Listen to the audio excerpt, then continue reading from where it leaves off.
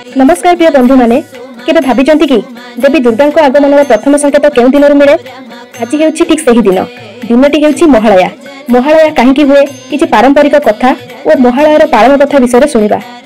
महालया हेउछि महागृह अर्थात एही दिन में पितृदेव को सम्मान करिवार महागृह खोला जाए। लोक मैंने सकाळ समय गंगा किंबा नदी तटले जाई तर्पण करती।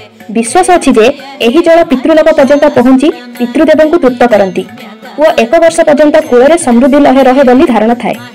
आउ एक महारहस्य मध्य लुकायित अछि। माँ दुर्गा कैलासरु पृथ्वी को प्रस्थान करती।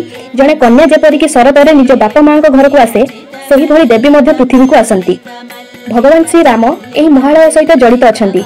रावण वध पूर्वरु सेही दिने से 108टी नीलपद्म देई देवी को आह्वान करथिले। एहाकु अकाल बोधन कहा जाए।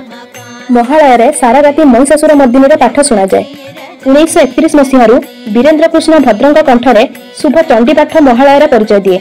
बंगला कहा जाए महालया शुणी नथिले पूजा असंपूर्ण रहे।